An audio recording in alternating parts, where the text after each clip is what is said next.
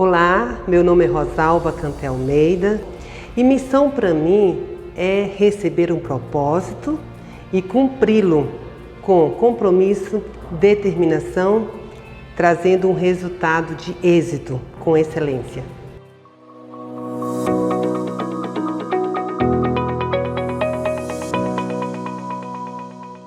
Seja bem-vindo, seja bem-vinda. É uma alegria estar com você e se você está alegre porque está comigo, dê um like aí, ajuda a gente aí nesse crescimento daquilo que você pode compartilhar se entendeu que isso aqui é coisa boa, ok? Se não for, fique tranquilo. Mas se você gostou, está gostando, participe, interage, deixe uma mensagem e compartilhe, porque outras pessoas podem se beneficiar da bênção de ter uma revisão ao ponto, direto ao ponto, da lição da Escola Sabatina.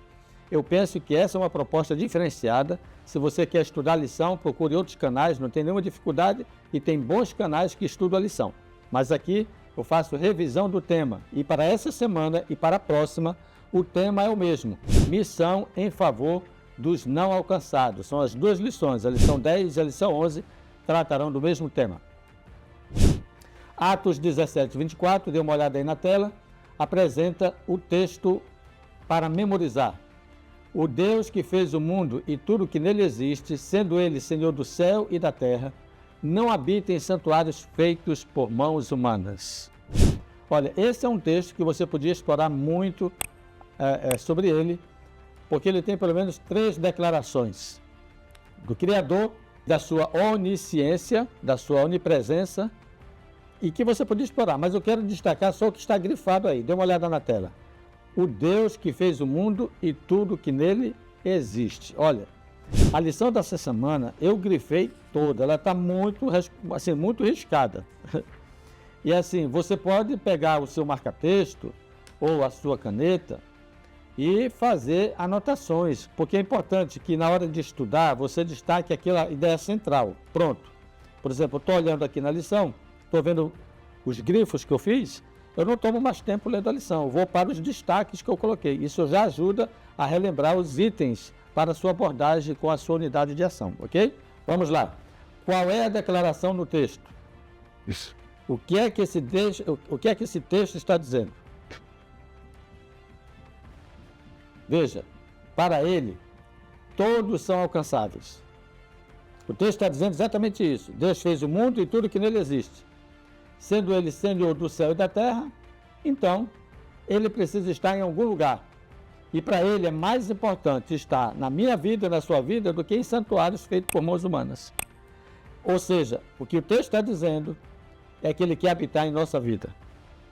Ele é Senhor do céu e na terra e precisa ser Senhor na minha e na sua vida. Essa é uma declaração importante no texto e que a gente precisa dinamizar o nosso testemunho em favor daqueles que precisam ser alcançados. Olha, para essa semana, eu tenho 2 dicas importantes. Você não pode nem misturar, porque senão vai demorar muito a lição. Primeiro é essa que eu vou mostrar aqui. Você pode explorar as perguntas no final de cada dia. Olha, essas que aparecem aqui no finalzinho da lição, no final de cada dia tem uma pergunta. Então, você pode revisar a lição só fazendo essas perguntas. Vamos lá, rapidinho? Olha só na tela aí. Domingo. Como abrir os olhos da sociedade sobre o tipo de ídolos que adoram? Olha, a sua classe essa semana vai ser muito dinâmica. Eu digo até assim, vá por essa pegada, faça as perguntas e deixe a classe interagir. Segunda, qual deve ser o tema central de nossa mensagem? Terça, que pontes e pontos de contato poderiam ser usados sobre Deus em uma conversa com pessoas de seu relacionamento? Quarta-feira, por que a abordagem sobre a criação seria interessante para iniciar um diálogo bíblico? Olha, a lição dessa semana ela oferece assim uma oportunidade de nós fazermos um pequeno fórum sobre missão. Esse fórum não vai acontecer na igreja toda, faça esse fórum acontecer na sua classe, na sua unidade de ação. Sexta-feira, com base no exemplo de Paulo, quais os passos para evangelizar uma cidade? Isso aqui dá para fazer um culto jovem, isso aqui dá para fazer, como eu falei, um seminário amplo, dá para fazer um fórum, uma mesa grande, se não for possível ser redonda, que ela seja do jeito que for, mas que haja inteira participação.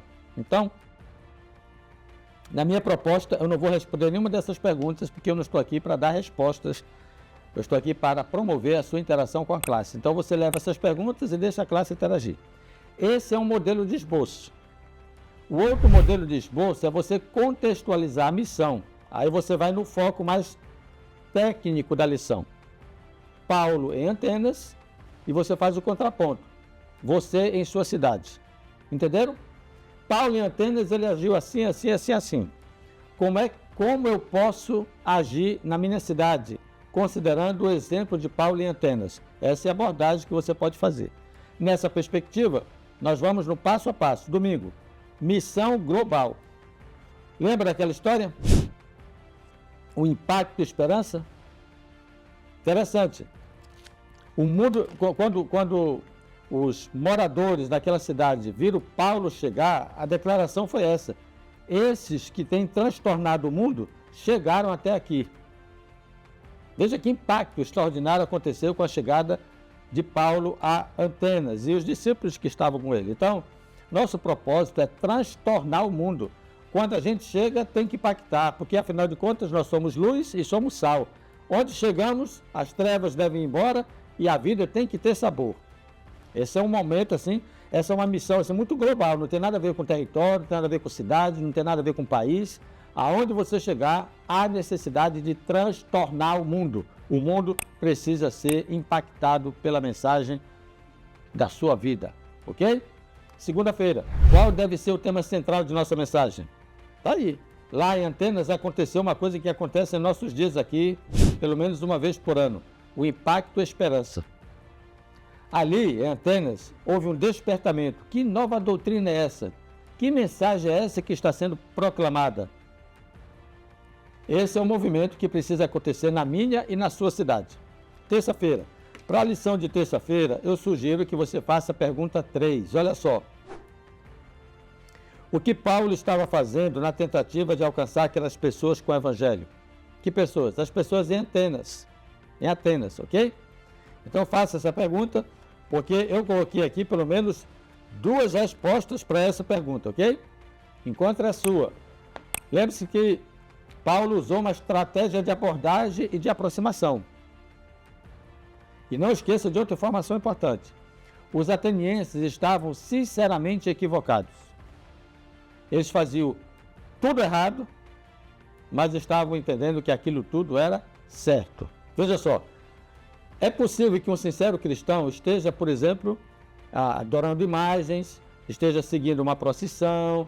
É possível que um sincero cristão esteja crendo que determinados alimentos sejam saudáveis. Ele está fazendo tudo isso na maior sinceridade. Há muitos crentes sinceros fazendo coisa errada, porque não conhecem a Bíblia. Assim como pode existir muitos crentes que conhecem a Bíblia e não são sinceros na prática.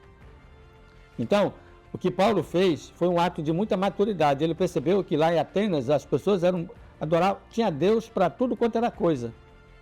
Para cada crença, para cada credibilidade, para cada dogma, havia uma imagem, havia uma espécie de idolatria que criava um alinhamento com a fé e a prática da adoração.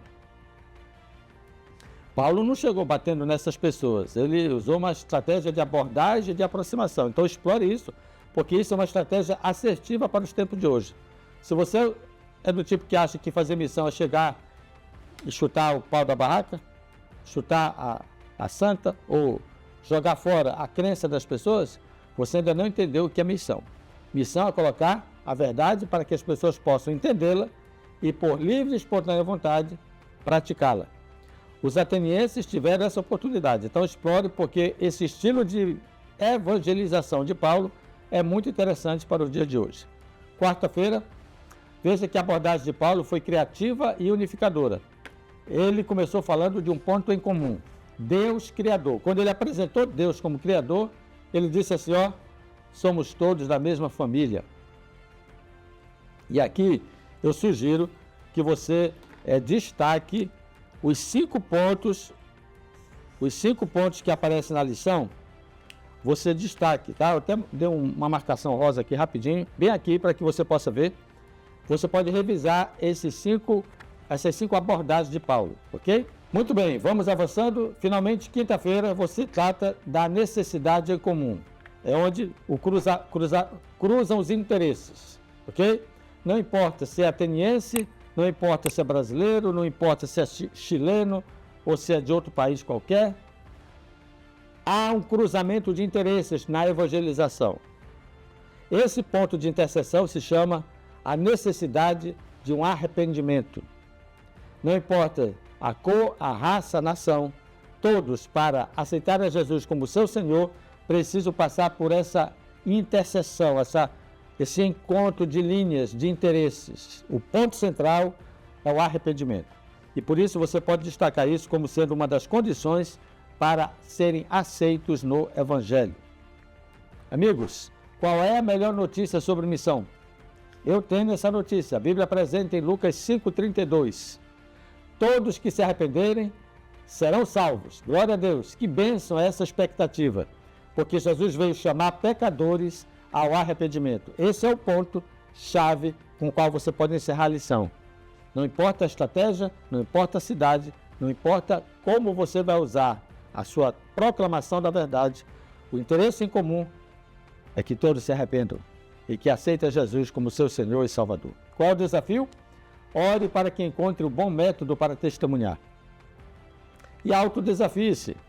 Use as mídias sociais e alcance o mundo. O celular na palma da mão, hoje, é a possibilidade do mundo na sua mão. Evangelize através das mídias sociais e você não vai precisar sair de onde você está, mas a sua mensagem certamente irá. Que Deus te abençoe. Até a próxima semana. Não esqueça, para um chamado à missão, a sua resposta é: eu vou!